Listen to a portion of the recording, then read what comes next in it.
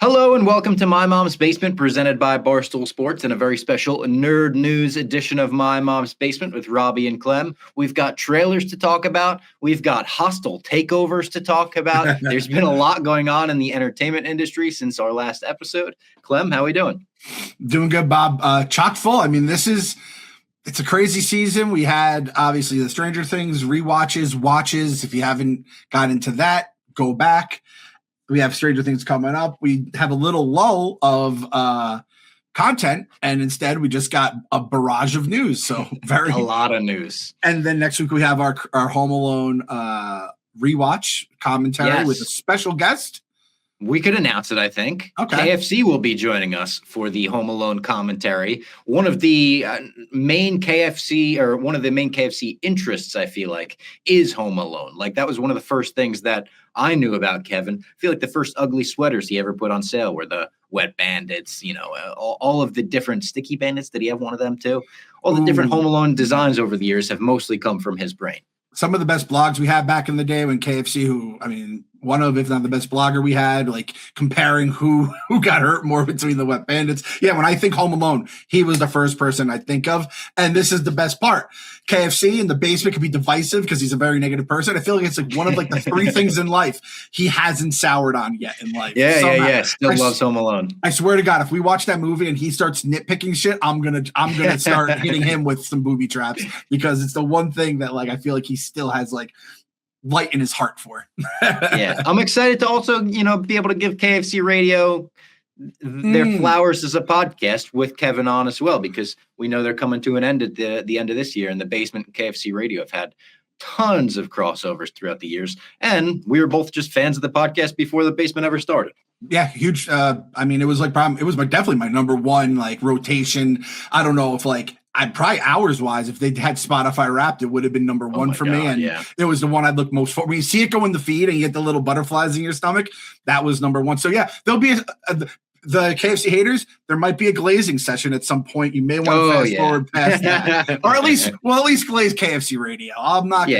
Don't even get me started on that. We'll knock him back down too. Because I immediately, when you sent the text to Kevin, you were like, "Hey, Kevin, we was in a group chat. Would you like to come on My Mom's Basement?" Politely. Whatever. I said, "Whoa, that's a little too formal. You want to come on, bitch?" Wanted to shout that out. Fuck Feidelberg too. Fuck him too. Yeah. The whole Saturdays are for the boys story being a fucking figment, or not even just a lie, a fucking lie. He broke kayfabe. He said, that's. I found out about that a few months ago, and it's tough. I've had a few months to sit with it, though, so when it went public, I was already okay with it. Remember when it came out that Kobe didn't pump fake Matt Barnes with the ball? Oh, yeah. That ruined me. They had the other angle. That ruined me. This was that in podcast weirdo bit, cliche, bit reference form, so really tough. So that's going to be next week, the Home Alone commentary. Also next Thursday, December 18th, if you're in New York City at the Racket, Pup Punk is doing our holiday spectacular. We've got special guests coming up on stage. We're going to do a couple holiday songs, new set lists that we haven't done. Like we haven't done a New York show since 2023, the summer of 2023 at Gramercy Theater. So a lot of our set lists, nobody in New York has seen yet. Really, really excited for it. So go get tickets now, puppunkrocks.com, RAWX.com. It's a fun time. So before we get into the nerd news as well, I wanted to tell everyone about Game Time, a place where you can get tickets. We are a few days into the 12 days of Game Time. We're towards the end of it now, which means they're giving away prizes every day with a $5,000 grand prize at the end.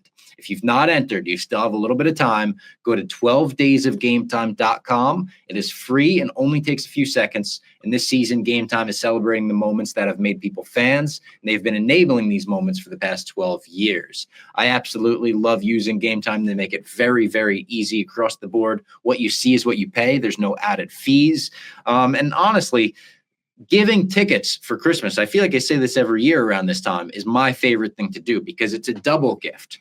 It's the Christmas Day unwrapping. Oh my God, we're going to see this. And then the day comes and then you have that again, that excitement all over again. My sister used to get me tickets to the WWE holiday show at MSG every year. We would go, get our sandwiches, go to Italy, get prime rib, go to the street cart where you love the hot dogs, whatever you want to do. You make a whole day of it, the whole experience. These are the type of moments Game Time is celebrating. Go to 12daysofgametime.com today for a chance to experience one of these moments. It's a great time of the year for Game Time. That's what we're doing for Sienna. We're getting her the Stranger Things play from Game Time, and those tickets are going to be, like I said, you unwrap. And then, like, as the dad, I'm going to be honest, I like to start dreaming of where I'm eating. That's the big thing as the dad. Mm-hmm.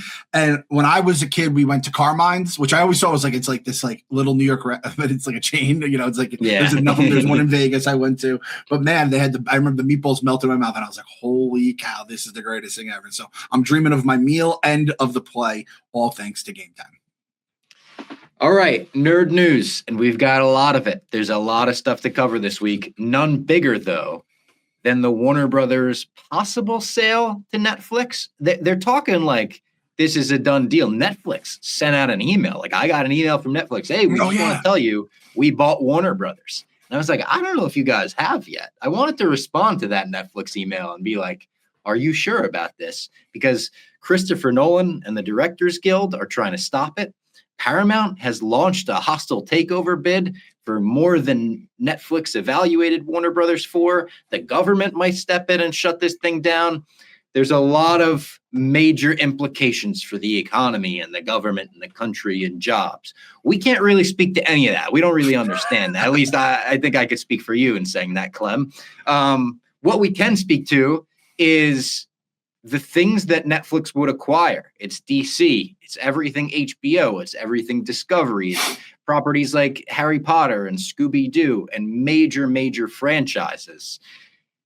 Hopefully, this doesn't mean James Gunn could get thrown out of DC. I think his contract is up next year. We don't want another fucking reboot. We don't want more recasts. The Superman that we just got, we really liked. We want to stick with him. We want to stick with this universe and see it through. But we don't really know what the future holds. If this does wind up going through, I think it's bad for movie theaters. The Netflix CEO hates movie theaters and is like, we could just throw everything on Netflix. It might be Superman, Man of Tomorrow, straight to Netflix.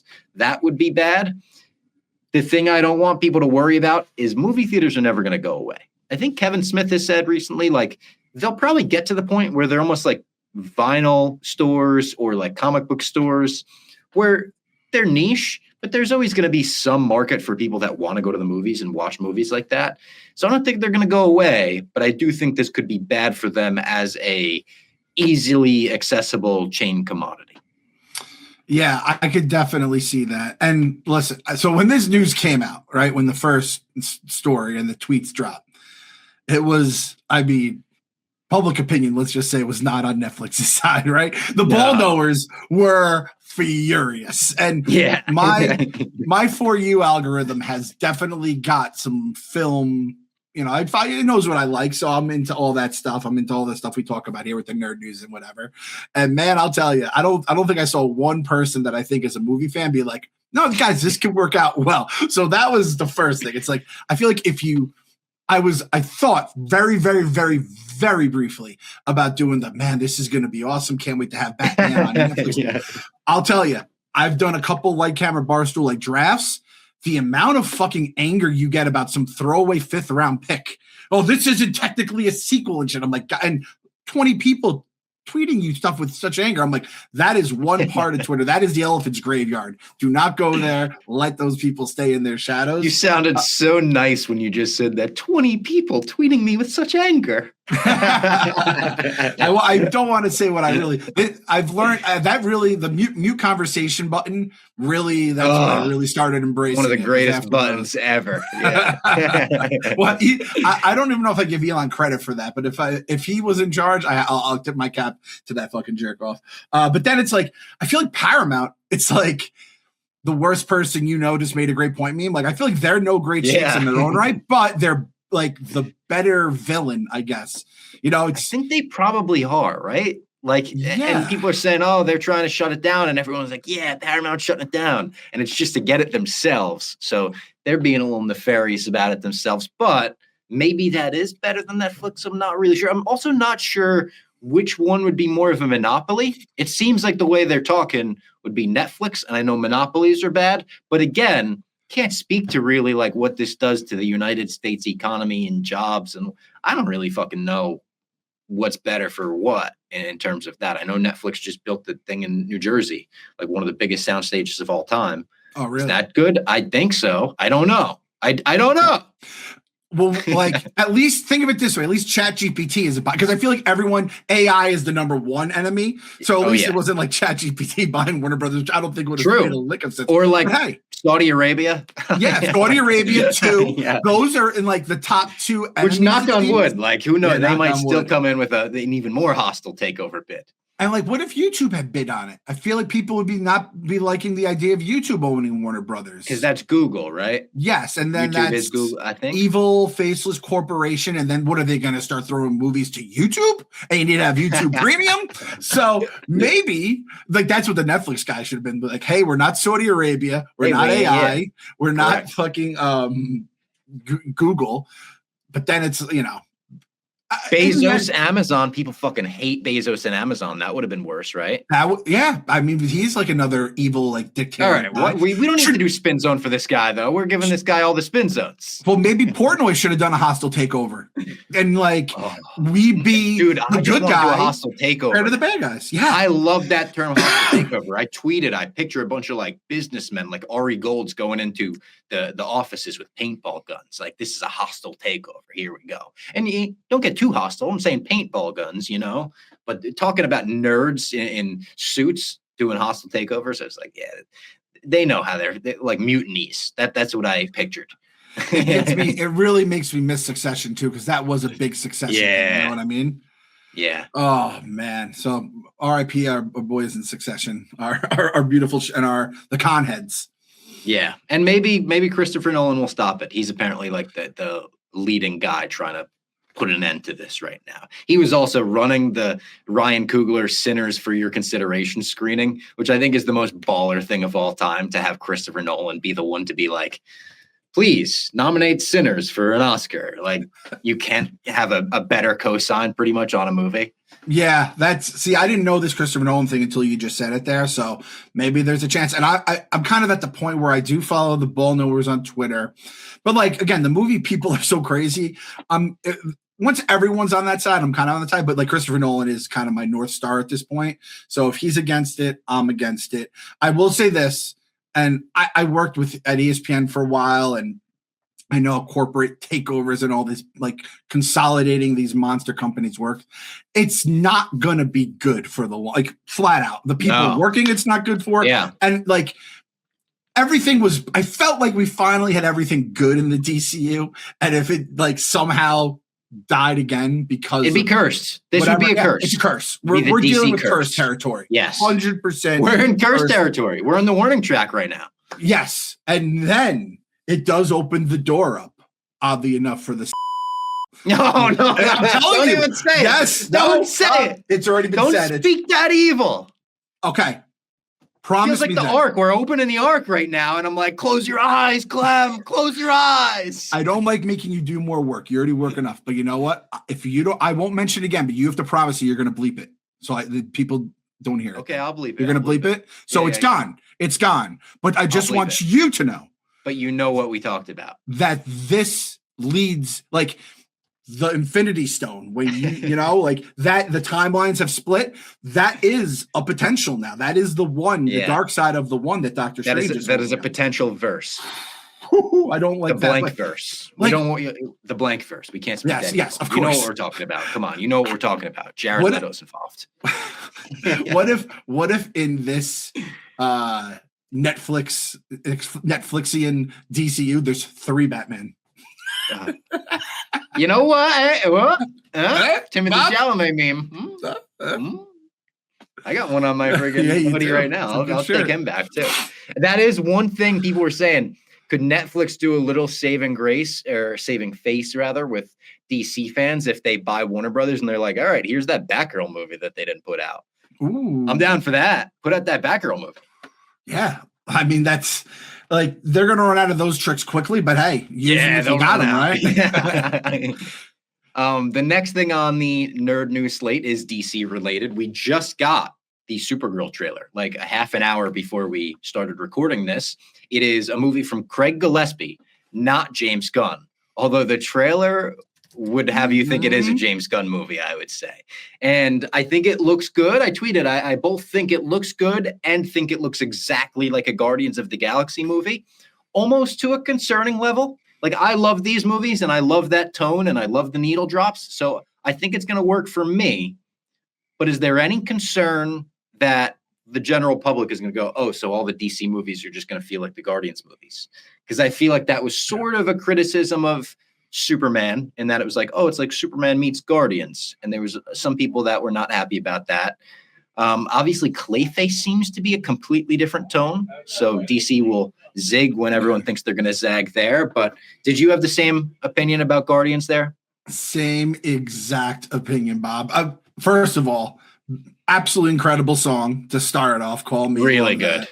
Yeah. That always reminds me of the Zoolander opening scene, which is one of the most ridiculous things ever as they're walking down the red carpet or whatever. But when like the aliens are like pulling the guns, I'm like, that's the Ravagers pulling the guns on someone right here. It felt straight out of Guardians. It's crazy. It's not a James Gunn movie. This is the one that he's not involved with. It feels more Guardians than even his Superman movie did. And I feel like this is what Superman would have looked like if James Gunn could have been pure. Because like, there's points where you squint and Superman be like, that's Guardians-y, right? I said the Mr. Fantastic when he's on the beach and, you know, doing the thing with that was Mr. Terrific, straight out Mr. Terrific, I'm sorry.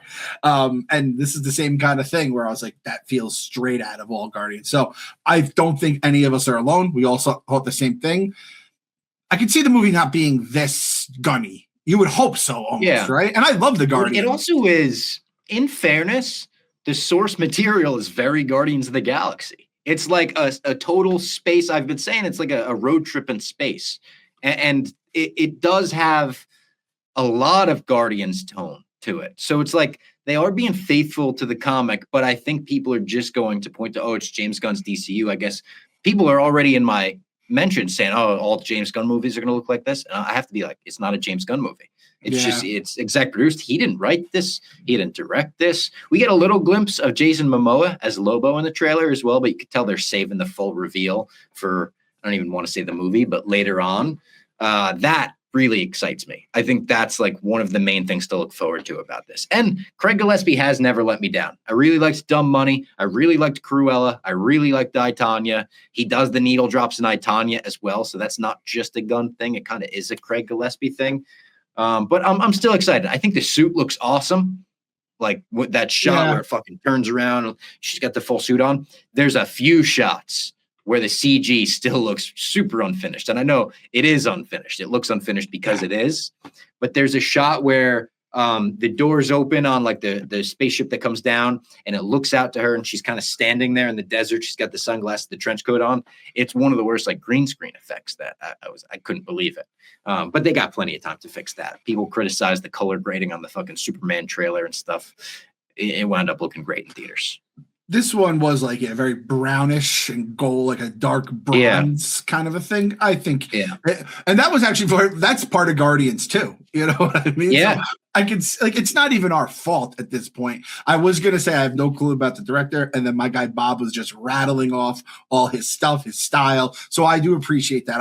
I learn as much in the basement as the listeners do. I probably learn more because these people are ball knowers more than I am, book knowers for sure. So that's, I think this is going to be fun. I think Superman, you have to have a certain level of like high brownness or quality. I don't even know the word for it, but it has to play certain beats. And I think you could just have fun with Supergirl. You know what I mean? And I've gone on record saying I think Supergirl is a more interesting character than Superman.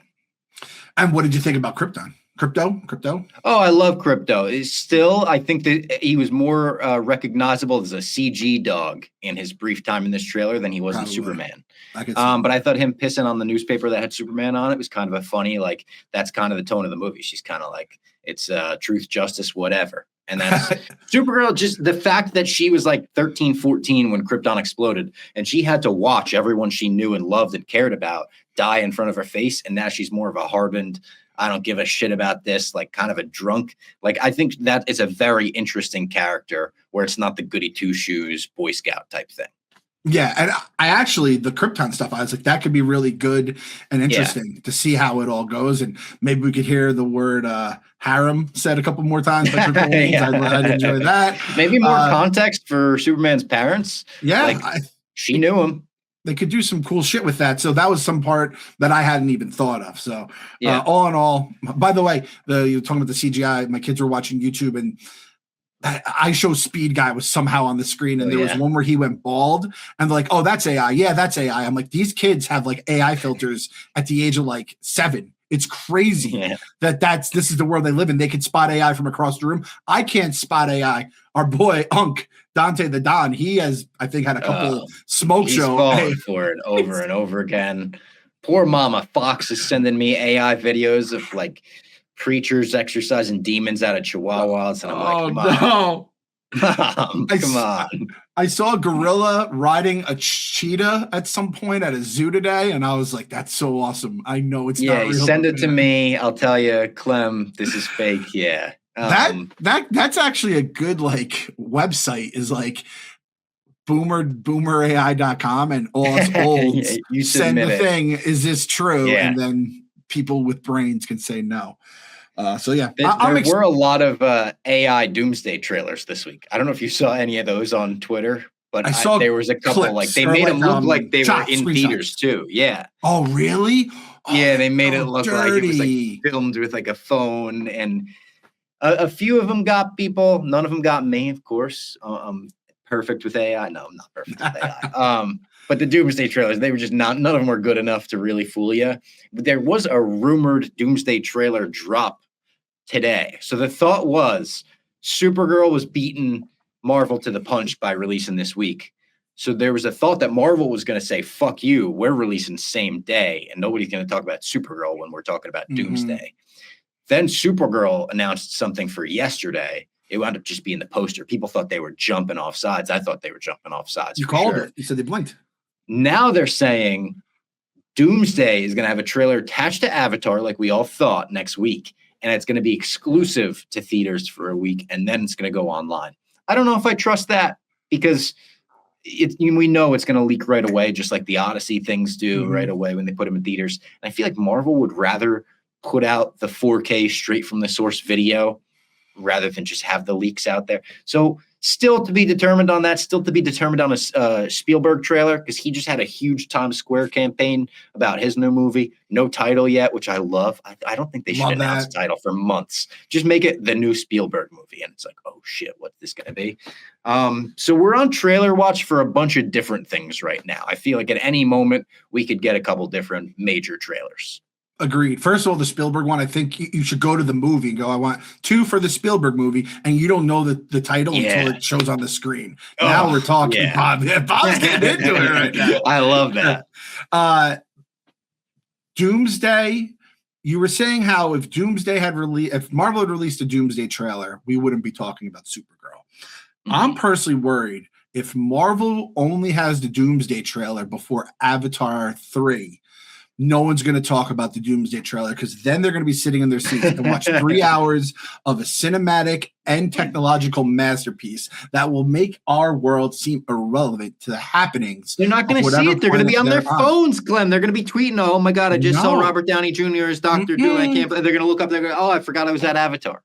And this is a cheap move, cowardly move from the desperate James Cameron, desperate for box office. The first Avatar was all about gimmicks. It was about 3D. The second one was also all about gimmicks. It was about, I can make water now. We saw water. They nailed it in Moana. I didn't need it in Avatar, The Way of Water. It was about the whales. It was about the tails. I don't need the whales. I don't need the tails. Just rhyming words. I just need Avatar, Spielberg, and the Odyssey. It's a festival of trailers that people are going to see, and Avatar is getting the credit for the box office that Christopher Nolan, Steven Spielberg, and the Russos should be getting. Wait, so all 3 of those trailers are coming out with Avatar? Yeah. I did not know all 3 of them were. I didn't all 3. I might have to go see this fucking stupid movie, or buy a ticket to this movie. Dude, I'll buy a ticket. 5 minutes. I'll begrudgingly give James Cameron my money to see the other 3. And the Odyssey one is like a 5-minute prologue. It's not even a trailer. What? I know. I saw that face. I know. That's the real news. How is that not on the list? You didn't put that on the list. Oh, Bob, now listen. I want you to close your eyes, okay? Everyone at home, do this. Even if you're driving, I've already knocked you off the road by probably banging on the desk. Even though I don't bang on the desk, I do something that sounds like I'm banging on this. I promise I don't do it. Bob, think about Avatar 1, right? And the 3D and the cinema. Then think about 2 with all that water we got, right? And you said Moana, whales, tails, all that stuff. Now that water, ready, is now fire. Ho, ho, ho. Avatar 3, so much different. Such depth character build, such deep character building, depth to the story, to the long term and short term ramifications. Elemental. They've done it. Elemental. It's a movie. They've done it already. Water and fire. We get it. What's next? Sand? What are the elements? Earth, there's 5 elements, air, right? In Avatar: The Last Airbender, which is the much superior Avatar franchise, it's earth, wind, fire, water. According to the Greek tradition, earth, airbender, earth, water, fire, air, and then the spirit. Ooh. And then there's wood, fire, earth, metal, water for Chinese tradition. So Avatar: The Last Airbender, I have nothing but good things to say about. Dave Filoni's first Nickelodeon show. Ooh, so good. Does that Avatar dive into all the elements too? Oh yeah, big time. He's an airbender. There's water benders, there's fire benders, there's earth benders. They're not even being original with the fucking elements. No.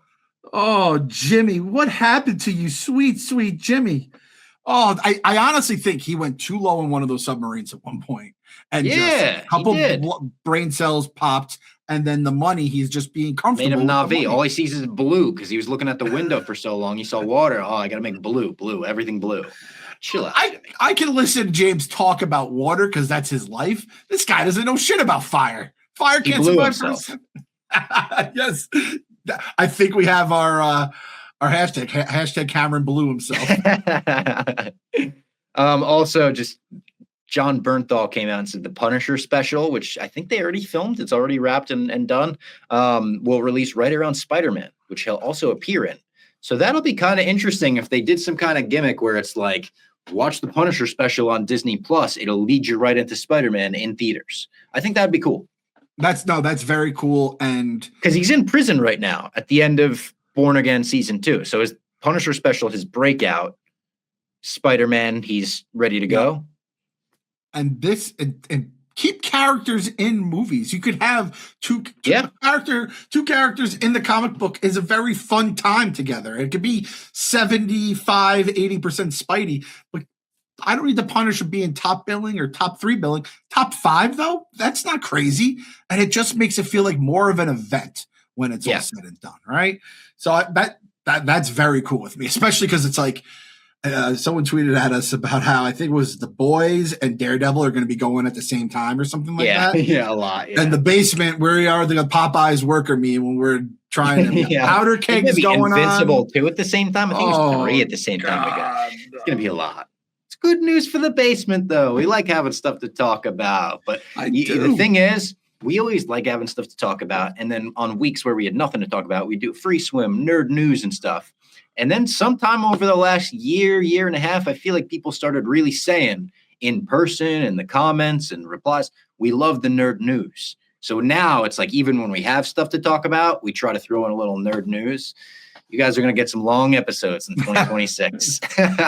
And again, like the like brains are going to like overtired brains. That's when I start thinking or putting everyone on the sus list. Like nothing really makes sense in my head. So I'm nervous about what my brain's going to look like when all that's going on, but should be fun. Before we go further, let's tell everyone about DraftKings. We love DraftKings. We've got the NFL season in full swing, and one touchdown can change everything. The crowd, the momentum, the game itself, it never gets old. Feel that same rush with DraftKings Sportsbook, an official sports betting partner of the NFL, where every touchdown can bring you closer to cashing in. With DraftKings Sportsbook, all the action's in your hands. First touchdown, anytime touchdown, live bets, every play, every snap, every game matters. And it's made it fun for me this season. Last season, maybe the first time in my life where I had a lot of fun as a Commanders fan. This season, not so much. So DraftKings has been what I've been using to keep the NFL interesting. Some anytime touchdown bets, they're very fun. Also, Missouri listeners, listen up. DraftKings Sportsbook is now live in the Show Me state. Here's the best part. New customers bet just $5, and if your bet wins, you'll get $200 in bonus bets instantly. When your team hits the end zone, you could hit the payout. Download the DraftKings Sportsbook app and use the code BASEMENT. That's code BASEMENT, BASEMENT. Bet $5 and get $200 in bonus bets if your bet wins. The crown is yours in partnership with DraftKings. Basement Bowl this weekend, underrated. True, Basement Bowl always in December. My first game ever was Washington and Giants Stadium. The different Washington team name, Giants Day. It was like December 14th, I want to say, like 07. Washington won that game, but I had to leave in the third quarter. The Reynolds was getting to me. It was snowing. I think that was almost like the day that my parents realized I had Reynolds. They were like, something's wrong with this kid. He's in tremendous amount of pain right now. You said 2007. I actually do remember this game quite well too, because really because the Giants were fighting for the playoffs, and that game and the Minnesota game, they looked like a dog shit. And it was like the anti-Coughlin, the anti-Eli people were both very loud. And I was like, no, we'll be all right. I didn't think we were going to win the Super Bowl. And then we won the Super Bowl like a month later, 2 months later. So it's absolutely crazy that 22-10 was the final. So Sweet Bob was freezing his guts off in a 12-point win. I'm going to tell you right now, basement guarantee. Neither of these teams are winning the Super Bowl this year. No. They don't even have Sweet Jaden around. Poor guy. No, I know. That careful, sucks. Bob. Yeah. And that's a Jackson Dart fan really talking. I still think like I'm 100% still in on Jaden. I think most Commanders fans are. Just got to be careful. Him and Jackson Dart really have to be. The thing is, Jackson Dart is just bigger than him. Have you've seen the highlights of when he like gets hit like a cartoon character? Yeah. All due respect, it's funny. He just flies so far. I know. It's like watching a stunt man. It's like when they say ragdoll physics. Yes. In video games, he kind of has ragdoll physics. It does. He really does. All right. Let's not talk about this anymore. It's bad. I don't like bringing it up. It's in my brain, you know. I thought you banned it. I don't have any Victory Mondays. Did you just ban it? You banned ragdoll physics about Jaden? Okay. It's not banned. I see the humor in it. It's not banned, but let's move on. Fair enough. This is huge news. I called it one of the most historic events in cinema history this week. Finally, the theatrical cut of Star Wars: A New Hope, as we know it now, will be re-released in theaters in 2027. Not in May 2027. People thought they would do it for the actual 50th anniversary, but in May 2027, we're getting Star Wars Starfighter. So they're doing this February 19th. I am so excited. I tweeted the Stu Feiner at Borelli's video of me saying people in the theater when Han finally shoots first. I've never gotten to see it in a theater. You know, it's like never in my life have I gotten to watch. The only version that I've seen that's like the theatrical version is the despecialized version, where someone took the Blu-ray rip, they took the Laserdisc rip, they kind of combined them, they cleaned some things up. This is just going to be the movie. It's the movie that blew minds in 1977. It's crazy that for my entire lifetime, I'm 27 years old, my entire lifetime, I've never been able to watch the actual movie that is one of the most famous movies of all time, that like changed cinema forever. Couldn't watch the actual movie. I said in my blog, imagine not being able to watch Goodfellas without a CGI dance number in the middle. Like you'd be like, what do you mean you can't watch the original Goodfellas, the movie that people fell in love with?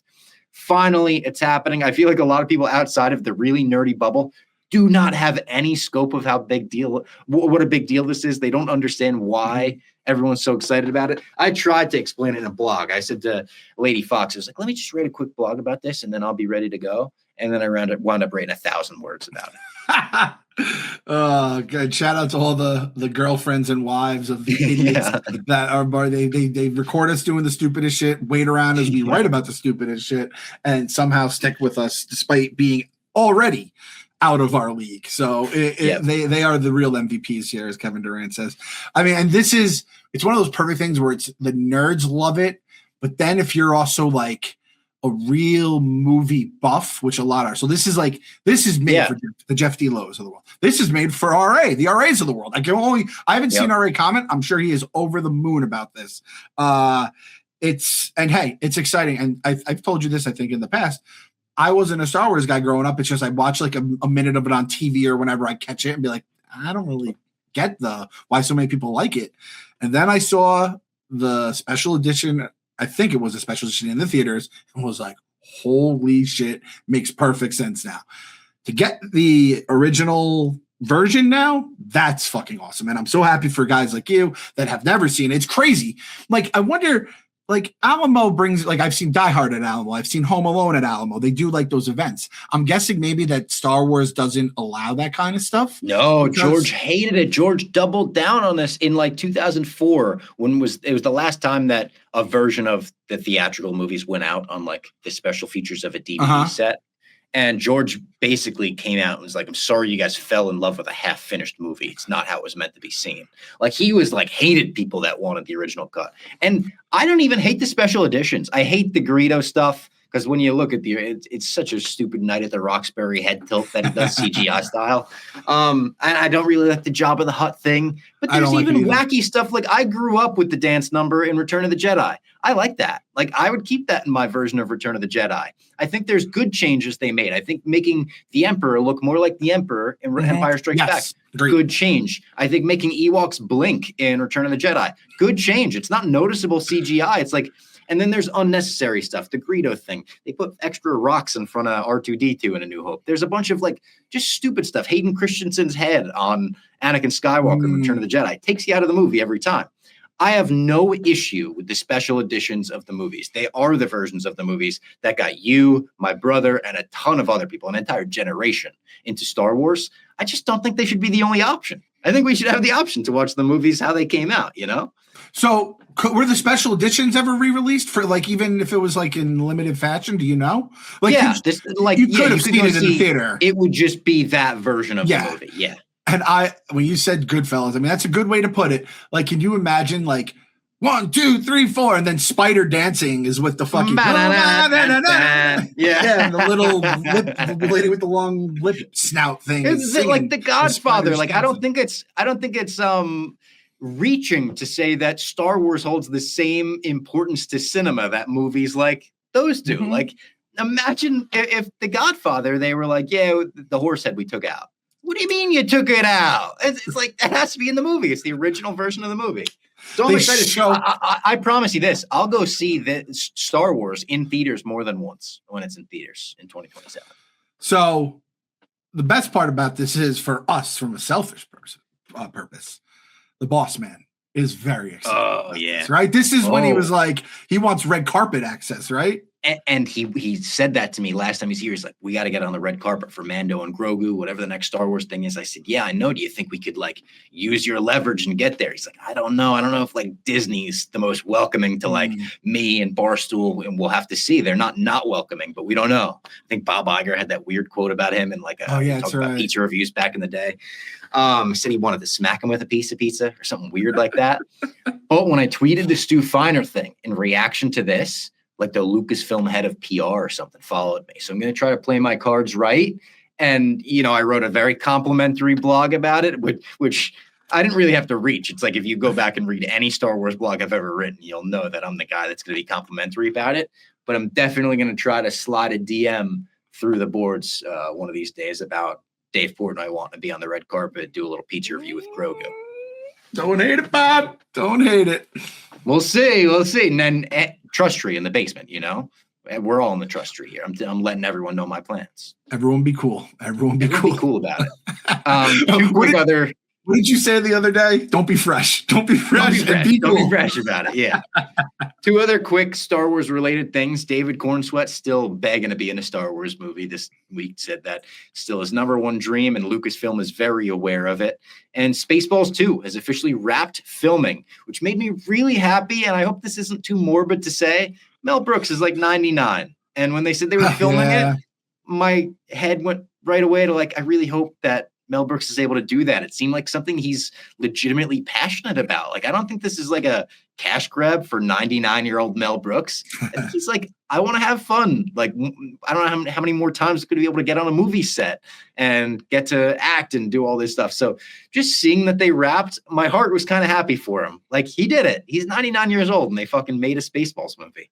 Yeah, I'm stoked. I think that's in the mix. I think we're going to do Back to the Future with the kids, and then that Spaceballs. Yeah, I don't know if I told you that we rewatched Princess Bride, and I think you did. You said you didn't love it. It was a hit. I liked it, but it was a hit.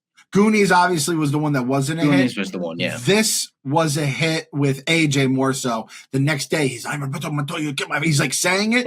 And Dad, I really like that movie. And I don't think he liked it as much at the time because it's like a slow burn. You're so used to the way movies are today. It's much different back then, obviously.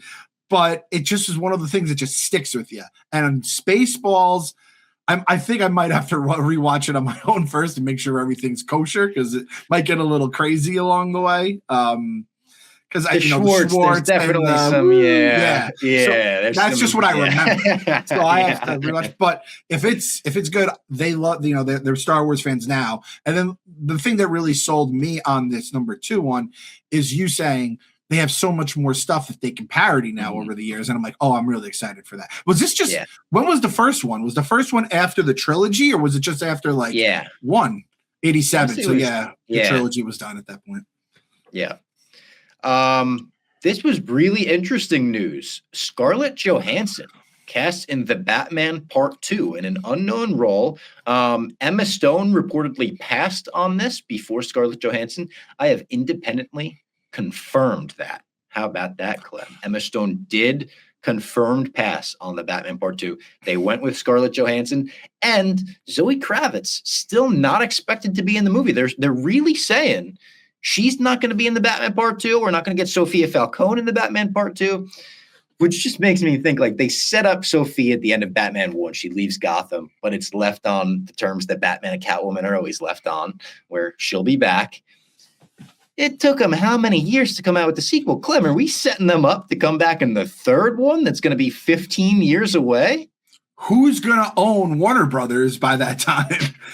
Great question. It's probably going to be it will be ChatGPT by then. Will there even be a Warner Brothers to buy? Will DC still exist as a movie theater studio, if not a comic book studio? Will the world still be around, or we have perished years earlier from a nuclear fallout? I don't know. So I don't know. Let's just get him in the fucking movie now. Make it a 4-hour fucking No one's That's what I mean. It's like some people are theorizing that maybe when they wrote Batman Part 2, they at least outlined 3, and that's why it took so long. They were like, let's, kind of do these in one fell swoop. That would be great. I've heard nothing to indicate that's true. Like, I think that's just people hoping for the best. And I love Matt Reeves. I give him the benefit of the doubt 10 times out of 10. There's nothing he's ever done that I didn't like. But Jesus Christ, man, like we just watched The Penguin. And we're like, oh shit. Obviously they did that to set up Batman Part 2, bridge the gap. We're going to get more Penguin, more Sophia. He's like, oh no, Sophia won't be in it. What do you mean? Why not? Like you set up her and Catwoman meeting each other. Catwoman sending her letters in prison. Yeah, something about that was just like it hurt my heart a little bit. Now, Scarlett Johansson, everyone's theorizing who she could be. Could it be Poison Ivy? Because they went after Emma Stone, then ScarJo. I could see that. Hair. Yeah. People were saying something like that. People are saying we just did the Long Halloween recap. Could be a Gilded Dent situation because we know they're bringing in Harvey. Well, we could assume based on them killing the district attorney in the last one. There's a lot of potential. People are even saying, could she be the Phantasm? And they're do live action Mask of the Phantasm based on some of the quotes about Bruce Wayne's past and something that hasn't really been done in live action before. We're not sure yet. I do just generally love Scarlett Johansson as an actress, even in a movie like Jurassic World Rebirth this year, which was not great and sort of forgettable. She was a really good part of that movie. She was one of the highlights. Her, Mahershala Ali, Jonathan Bailey. I feel like that cast still, I think they're doing the sequel to this last Jurassic Park with the same cast. I think the potential's there with that cast. They just need a really strong script. So this is my question to you then with SCARJO. And this is something I didn't think of at first, to be honest, but now that it's settled, and I think I had seen a tweet about it, it kind of got in my head. Is this going to be weird for you, since this is, I'd say, the biggest name that we've had that's going to cross over from Marvel to DC, right? Or vice versa. Who's the biggest name as of now? James Gunn's brother? No, there's got to be bigger ones in terms of it depends on how you count them too. You count Ben Affleck, true. Daredevil, Batman. Yeah, that's true. That's over the years. There's been so many now. I would say, but I think SCARJO. We had the conversation. Remember, Robert Pattinson was in talks with Marvel, and we were like, "You're too big. You can't do that." And we kind of went down the list. That's what I'm saying. Superheroes and celebrities. Oddly, Scarlett Johansson is so famous. Yeah, I still view her as Scarlett Johansson and not Black Widow. And she's not too synonymous to me. To the point where she's one of those people that I'm looking at the screen being like, you're Scarlett Johansson, not this character that you've been cast as. And that's what I mean. It doesn't happen with everyone. Again, I said Matt Damon is like the one guy. For some reason, I always see Matt Damon on the screen. And granted, this is a different franchise that isn't as character driven. But in Jurassic Park, I was like, oh, that's Scarlett Johansson. Yeah. Right? Yes. That's all I thought of the entire time. I don't think it'll be as stark in the DCU or in a Batman movie. No, she definitely has her movies where I feel like she turns it on. And it's not like, I'm not saying she's phoning it in for her other movies, but I feel like she has like another gear that she kind of like locks into for certain movies. Like she's in this crazy Under the Skin movie that's weird and artsy, and people thought she should have got like award nominations for it. Where I do feel like she kind of like a Matt Reeves Batman movie, I feel like she's going to lock in here. And Matt Reeves, she's going to get grimy. It's probably going to have like rats involved or some crazy shit because he's a sick fuck. It's going to be raining. It's going to be Nirvana playing.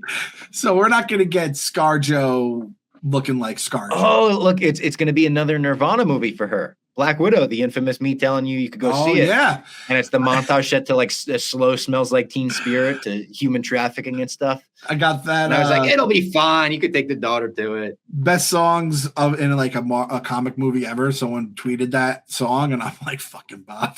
Really made this awkward.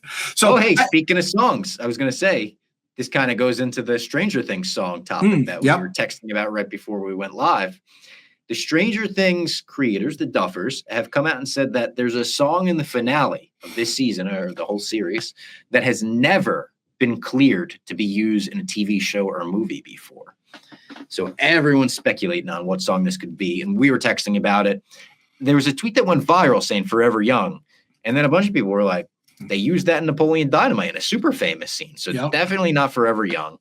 Some people were saying Stairway to Heaven, because Jimmy Page and Led Zeppelin have been infamously strict about that not being able to get used. We talked about it with Rico when we did an Almost Famous podcast. There was like a version of Almost Famous where you're supposed to queue up Stairway, and it says like, click play here, and that's how the scene was meant to be played or whatever. It got cut. So it could be Stairway to Heaven. I said maybe like Eddie comes back and he was in heaven, but he plays that, and he's like Force Ghost. He helps him defeat Thecta. And then you said to me, I feel like it has to be something 80s. And I do kind of agree with that. It's such an 80s show, an 80s season, and the way that they've showed us the date a couple times. We're building up to November again and in the 80s. I said, what about Purple Rain? Prince was always strict about that. Kevin Smith tells the stories about that's how his kind of weird relationship with Prince started, was Prince not allowing a song to get used in Jay and Silent Bob Strike Back. I think Purple Rain could be a possibility. It's another epic song, kind of has the same, like, Master of Puppets tells the story of like a certain subsect of the 80s, the rockers, the metalheads, the denim jackets with the patches all over it. I think Purple Rain, I mean, I didn't live through at the 80s, so I can't really speak to it, but I think Purple Rain kind of has that for a different side of things. I don't hate that just because that's the way Prince operates. Because you have to almost, there's probably so many of these, like I'm just looking at like biggest songs of the 80s and I'm just going through the list and it's like that's been used. Obviously, like all these Guns N' Roses ones were all in fucking Thor by itself. And then a lot of these I can even name a movie they're from. One of the more ridiculous ones I just saw here, Just a Friend by Biz Markie. Like Jonathan starts rapping it to Nancy and Steve stands by. So yeah, then it's like, what would be the funniest? What would be the worst? And then what would be the best? It might be a funny needle drop. That's a good point. Like, it might not be like I'm thinking of it in terms of like an epic, like another master of puppets, another running up that hill. Might be used in a funny way too. Like, who knows? A song from the fucking play of Oklahoma could be used, and it's going to be completely late. Yeah. So I don't know which way. I wanted, if it's like 70s, it wouldn't feel right. If it was 90s, it would just make no sense. It's like you can't, you don't exist right now in this world. Can't do the Baz Luhrmann thing where you do an Elvis movie with Doja Cat songs in it. What are we doing here, Baz? So weird you brought up Oklahoma too. I literally 2 nights ago watched Blue Moon, the new Richard Linklater, Ethan Hawke movie, and it's a movie just based on the opening night of Oklahoma. Like he's sitting in a bar, Richard Rodgers comes into the bar, like the opening night. I mean, I'm telling you guys. That was weird. Brain meld thing. Well, it's only because I'm telling you that play is going to play a big role here. I don't know what role it's going to do, but this is also my brain. Like I'm like Oklahoma Renaissance is insane right now. It's really. I'm also like have like Sorcerer Will like stopping me like a Demogorgon. He's like, dude, don't read too much into this right now. You're gonna ruin the show. So I'm stopping. Oh, and the table read came out since our last podcast too, which was just a cool video to watch. Them all reacting to it, and they put out the full episode table read for Sorcerer. So I thought that was cool, and I hope we see more table reads in the future. I think Game of Thrones was the first one to go really viral in a negative way, of Varys throwing a script and people getting upset. But this one was the complete opposite. People just like looking at Noah Schnapp and Millie Bobby Brown, and they're all looking at each other like, oh my God, this is fucking crazy. This is awesome. I also thought it was cool to see like the Maya Hawke monologue was at least at that point not in the script interweaving with that moment. So to see how that evolved and see how it changed for the better, and they put that in there to make it a real bumped up worthy moment. I thought it was really cool. Yeah, they did an awesome job. I've been on the Stranger Things Reddit a bunch, and there is a lot of people griping about how the writing of Robin has kind of slipped. And I do forget how I've been seeing that people think she's too like dumb. Season 3 Robin's pretty awesome. Like I think she's a much better character. And hopefully it improves. I just didn't think when we did the rewatch, I didn't think she had much to do in season 3. Like I almost like she was an afterthought in season 3 to me. Or maybe her character was better written. She just didn't have much to lend a hand towards. Yeah, that might be the thing, is that she was so new, it was fresh. You know what I mean? And I at least like her progression of jobs. The ice cream sundae place to the video store to now she's a disc jockey, and it feels like this is the most Robin. And I enjoy having Robin around. Yes. Oh, I do too. But the one episode being titled disc jockey or whatever in the future, I think it's the first episode of volume 2 or the second episode of volume 2. Oh, really? That worries me. That really worries me for her fate. I don't think she got drafted in the death pool, did she? I don't think she did. And I would redraft and I would put her in. I probably would.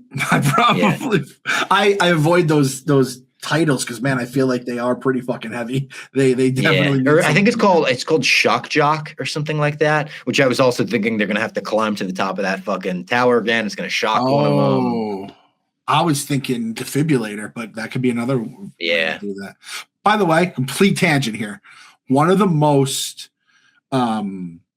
riveting or like just tension-filled scenes of all time is when the kid is on the wire Jurassic Park and they're about to turn the power. Oh yeah. How unbelievable. That just came in my head right now. So good. So good. I'm going to watch that after we're done. I'm going to go right to YouTube. It's Spielberg masterclass shit. Yeah.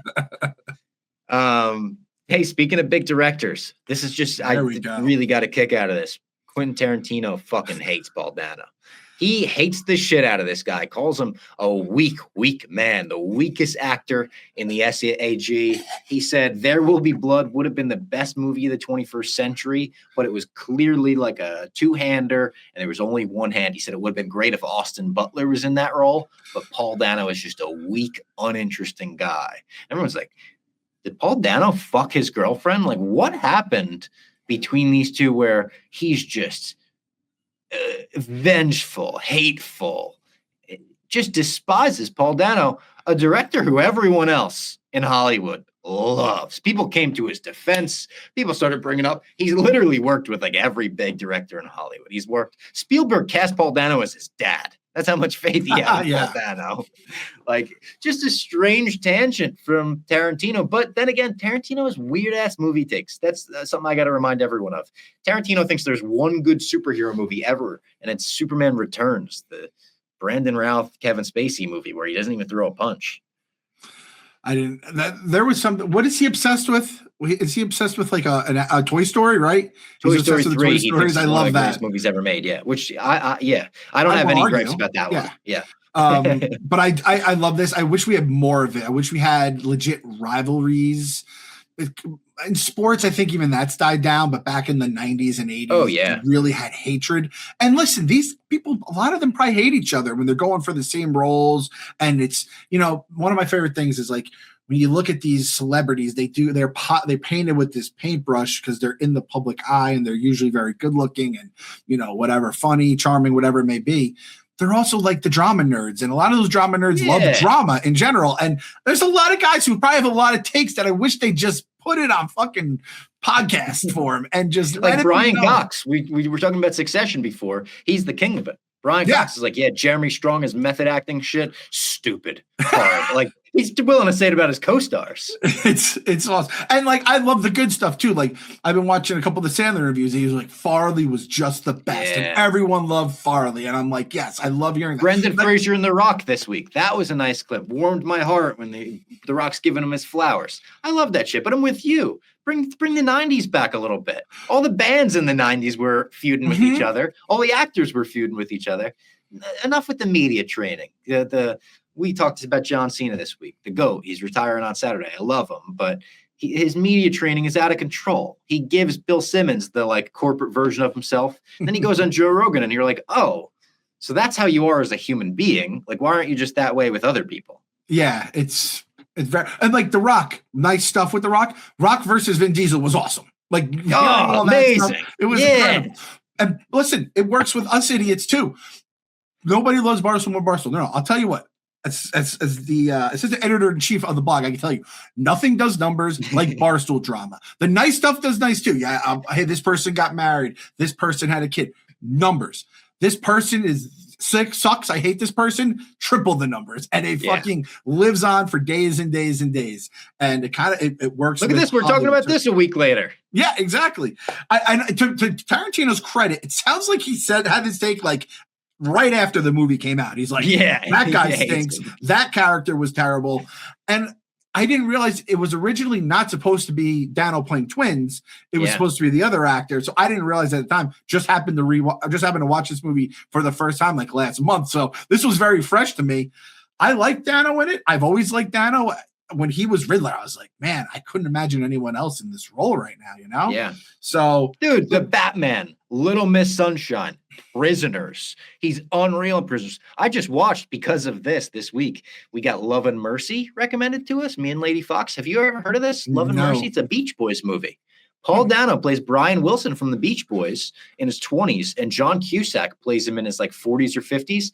Elizabeth Banks, Paul Giamatti. It's a great movie. Like I've never seen him in anything where I thought he was bad, to be honest. I'm kind of a Paul Dano stan. Dumb Money. Mentioned Dumb Money in this podcast. Loved him in that.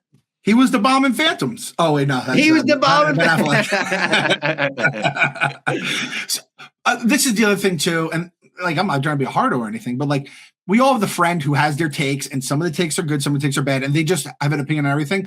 That's who Quentin Tarantino is. Like, if he said he hated Die Hard, I would be like, oh my God, I can't believe a movie buff like I'd be like, all right, it's just not for him. Like, bro, I'll defend Rise of Skywalker on this podcast. We love Justin Kroll. He hates Infinity War. We all have weird takes. Oh, I forgot about that. You know? I was talking to Kroll, by the way. I said, let's have Kroll on beginning of 2026 to do a year look ahead. Look towards the year of the movies and what we should be looking forward to, what's been getting buzz in the industry and stuff. So we're going to have him on maybe the first episode of 2026. I think that'll be really fun. Must follow on Twitter. When he writes incoming, it definitely gets the butterflies going. I love the incoming tweets. He's got his own like news breaking gimmick. He hits the incoming and people lock in. Yeah. I don't think this is on the sheet, but you mentioned it. the Endgame coming back out. Did we talk about that yet? Yes. So they're re-releasing Endgame. Yeah. And I looked into how much it would need to take that one spot back worldwide. Way too much, like over 140 million. If they had released with Infinity War, I would be there 100%. Oh, double back to back. I'll go for Endgame too. I'll take every advantage I could get to see it on the big screen. I'll consider it because I still will throw it on TV occasionally and just skip to certain parts. If Infinity War, I'd be there opening night. I'd probably even try to go down to the, Lincoln's. I will never know. It's Lincoln Square, right? Yes. Okay. I always get Lincoln Center and Square confused. Yeah.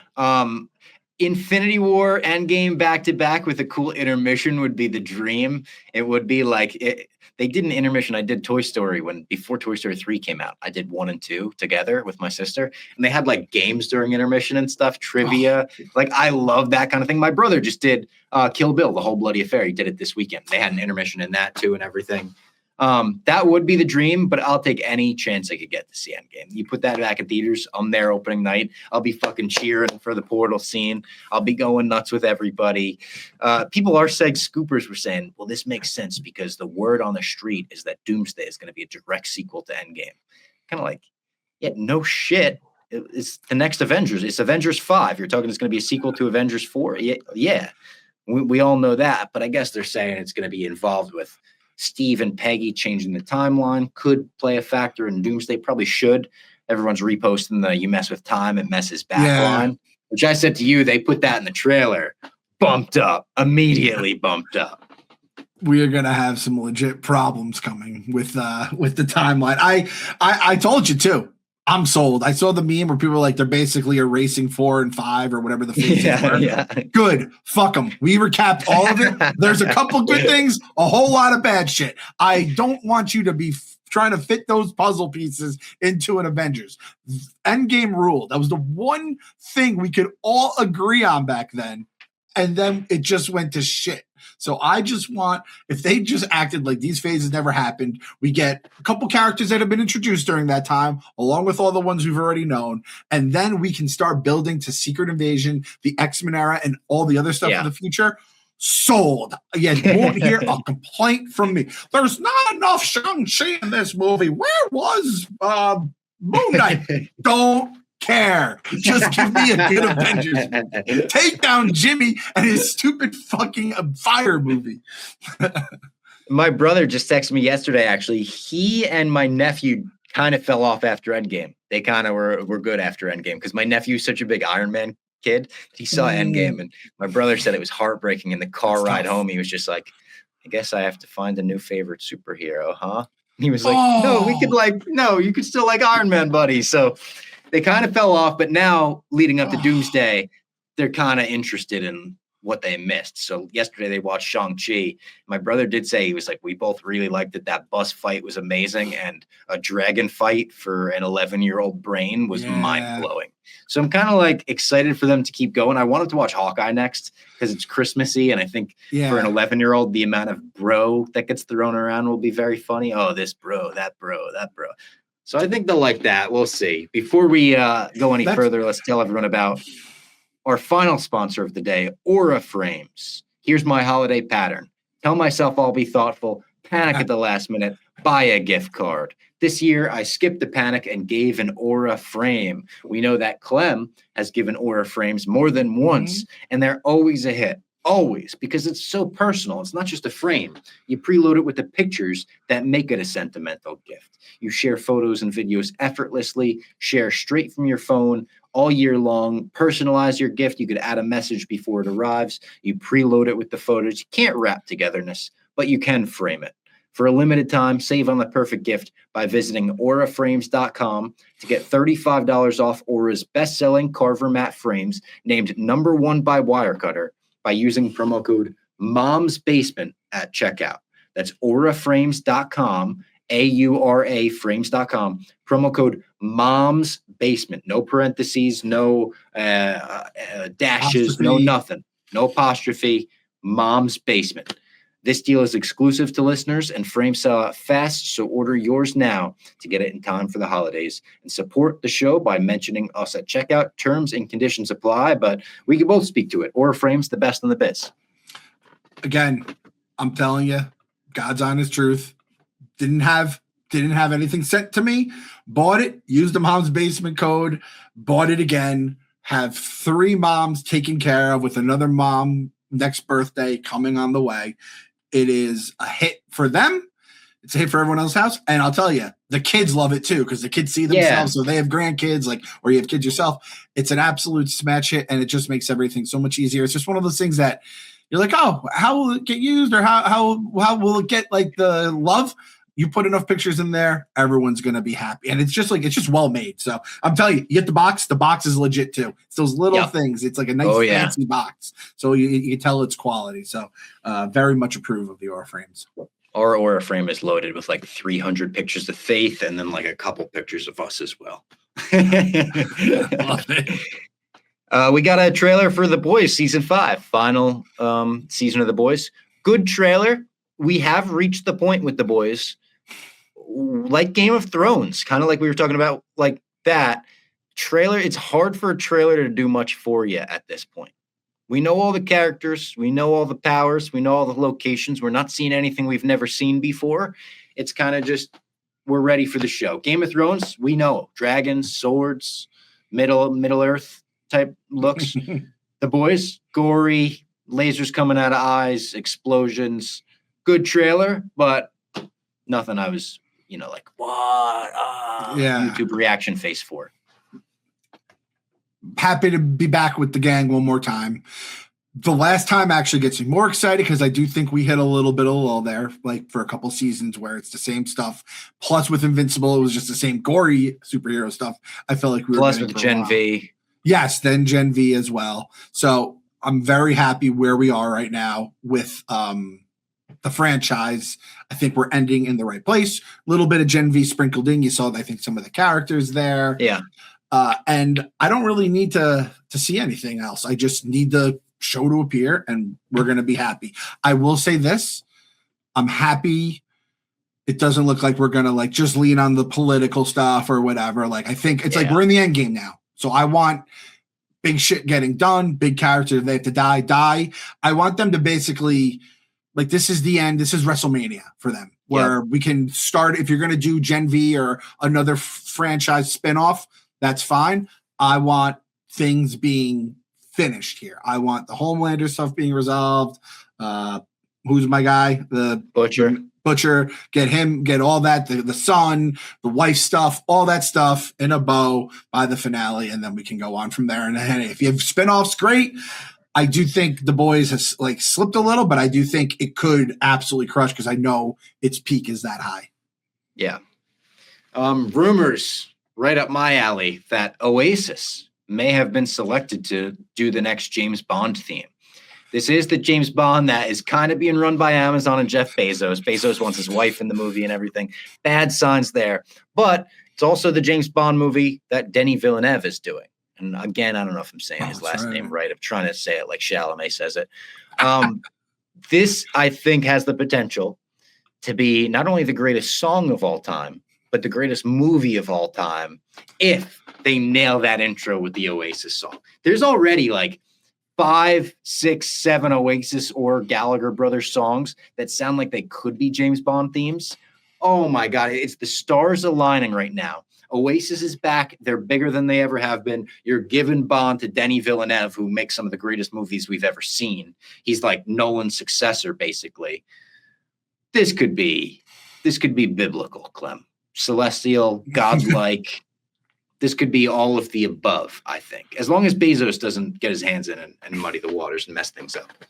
What are the odds of you crying at some point during this movie?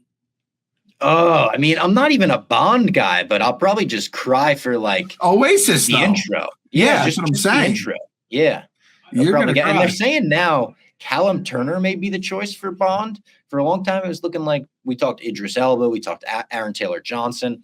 Now they're saying Denny's top choice is Callum Turner, who is known as Mr. Lipa by a lot of people. He is dating or married or engaged to Dua Lipa. He's in the new movie Eternity with Miles Teller and Elizabeth Olsen. I actually think he's a really good pick. He's suave. He's got the handsome British look about him, but he's not too famous yet. You know, like Tom Holland, I think, said it would be the ultimate honor to play James Bond as a British man. And it's like, no, you're Spider-Man, dude. Unfortunately, he is. He's not Scarlett Johansson in terms of Tom Holland. He's still Peter Parker. So in terms of all the names that have been thrown out there, Callum Turner, I'm kind of like, I still really like the Aaron Taylor Johnson pick. I still would love Idris Elba. Callum Turner, I'm kind of like, all right, if that's the route we're going, I think we're in good hands. Yeah, I'm just looking him up. Handsome young man, probably has a nice British accent. He looks British, doesn't he? Just from the look of him. Yes, that's what you want in a Bond too. I think you want to see the accent before you even hear it. And like, was able to land Dua Lipa. That just shows he has the game. That's what I mean. Yeah. And the story about how he landed her was crazy. He was like, I think they were like both at a bar reading the same book, and he turned to her and he hit some line where it's like, yeah, I think we're both on the same page. Oh, the page. I think it was some crazy story like that where I'm like, all right, he deserves Bond. Like, he's the rightful heir to the Bond throne for pulling Lipa like that. I like that. And then the last thing I had, my boy Timothée Chalamet is just the ultimate ball knower. Just when you think he can't get more likable, he goes on Cody Rhodes' podcast and he talks about ECW One Night Stand 2006, one of the greatest shows of all time, but also a very specific ball knower show. He knew the boogeyman's real name, Martin Wright. He brought up Goldberg versus Hogan at the Georgia Dome. He knew it happened at the Georgia Dome. He brought up the train wreck that was Goldberg versus Brock Lesnar at WrestleMania 20 at MSG. He knew about terminology. He was talking about baby faces. He was talking about people getting pushes. He was talking about a phone call with Triple H that he had where he was asking about the logistics of doing a show at the Hammerstein Ballroom and how there's only one elevator to load everything in and out. It was mind-blowing. I went from saying, I wonder if Timothée Chalamet knows anything about wrestling doing Cody Rhodes' podcast to being like, oh, he gets wrestling. He like fully understands the business and was clearly a diehard fan, at least at some point in his life. Like, he has so much respect for it, the way he talked about it, the way he brought up wrestlers. I couldn't believe it, Clem. It went beyond like, he's not getting coached before the interview. Oh, John Cena's, the greatest of all time. Cody Rhodes is the champ right now. He's bringing up deep cuts. He's bringing up the boogeyman's real name, Marty Wright. He's like, I remember watching Tough Enough when he lied about his age. What? How do you remember that? Bob just went full cartoon cows and Scooby-Doo. What? Like, he went full cartoon character. I couldn't believe it. It's an amazing podcast. I would recommend to Chalamet fans, wrestling fans, all the above. So this is the thing about, I say it all the time, like, greatest marketer ever, because he goes on, does his stuff, and then he's like, whoever's watching this clearly loves whatever this is. So wrestling fans are listening to that. College football fans are watching Game Day, which he goes viral about. You have these like weird shows in the internet, and that Brazil thing when he was in Brazil and dancing around, right? Doing Soldier Boy, yeah. Yeah. And then you're like, at the end, you're like, I like this guy. He's like me. He likes what I like. I'm going to support him and watch his movie. The greatest marketer of a generation. And honestly, at this point, like, Knicks fan, right? It's like, Chalamet is my fucking guy now. I love him more than anyone but Jalen Brunson on this goddamn planet, basically. And it's just because he's a Knicks fan, and like, he seems to be authentic. If you told me he just goes in a room and his manager or his whatever, and they just, all right, Tim, this is what happened, Hammerstein Ballroom and getting this stuff, and the real nerds will really appreciate. You talk about the dirt sheets, and you're talking about, Meltzer, right? Is that his name? And yeah. He's coaching them up, and he's telling them all the inside baseball stuff of all these different things that he's going to do for the interview. So he seems like he's one of you.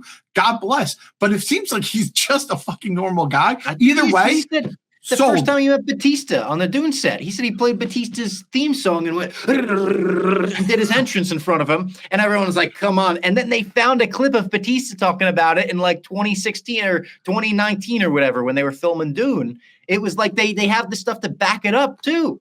He's always got. They say he's not a real Knicks fan. He's got the stuff when he's like 6 years old, chasing Knicks players around the city for free tickets. It's crazy, and it just said Tim Chalamet. It was even crazy. Yeah, congrats to Tim Chalamet. Yeah. Oh man, this guy, he's just the best. And people I saw this week said he flew too close to the sun because he had a quote where he was like, "I'm giving some pretty generational performances. I don't want people to take him for granted." He's right. Even if he's not kidding with that quote, even if he's doing a Marty Supreme, some people think he's doing like he's given quotes in his press that are kind of like the character in Marty Supreme. And I think there's a chance he is doing that because he loves Joaquin Phoenix, and Joaquin Phoenix has done that kind of stuff. Yeah. But even if he's not, he's fucking right. Don't take Chalamet for granted, folks. It's crazy too, because I remember Feidelberg talked about Chalamet when he was like 12 or something, and how great Chalamet is. And I go, who the fuck is Timothée Chalamet? Yeah. And like Feidelberg is never wrong, just early, if ever. Usually he's just right. You know, that was the funny thing is his fashion. Talking about KFC Radio back in the day, his fashion Dave would always make fun of, and by the next season, Dave would then be copying whatever Feidelberg used to dress like because he was ahead of the curve. So I mean, Chalamet is the god, and I would not be a good co-host, let alone friend, if I didn't ask you to let the audience know what Cody Rhodes had to say about it. You could say it. And listen, you didn't bring this up yourself. I'm not bringing this up. I wasn't going to bring it up. I know you weren't, because you're a humble person. The first text. So I was very curious. I know they recorded this like a couple weeks ago. They put out a picture of the two of them together, but it didn't come out until yesterday. So I was getting antsy. And I texted him and I said, did Chalamet live up to the hype? I cannot wait to listen. And he wrote back, he's a gem. Reminds me of you. And I was like, I might have to frame them immediately. Like I dropped my phone, like Usual Suspects, like the end of the movie, like shattered. And like Lady Fox was like, what happened? Is everything okay? I was like, Cody Rhodes just said Chalamet reminded me of him. She's like, oh, I get it. She knows how much I love Chalamet. She's like, I get it. Wait, did she co-sign? Worthy of that reaction.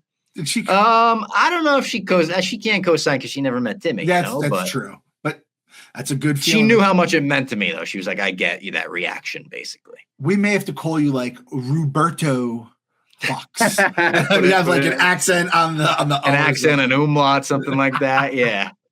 So I just want to say, as an unbiased third party, fuck you. That is so goddamn awesome. And I said, there's someone out there that's met us both that thinks that we're alike. That is somehow better than Mark Hamill holding your lightsaber tattoo arm, you being like BFF sitting like in Conor McGregor's seats at his fight, Dana White giving you money for your fucking winning, $20,000 or whatever it is. Bob Fox has been living the dream. The Oasis, you met Gallagher in Central Park. So this is just you even met Chalamet, and that's what you got from it. Obviously, your boy Cody Rhodes is the biggest star in the fucking sport, and he bet on himself and cashed in. But now I'm 1 degree of separation away. I know Cody. He knows Chalamet. I'm like, Cody, maybe next time you're hanging with Chalamet, I got someone you would love. He's just like you. Boom. He likes the Knicks. Bing bong. Bing bong. All right. That was My Mom's Basement. # Cameron blew himself. And we will talk to you next week with KFC for a Home Alone commentary. Looking forward to it.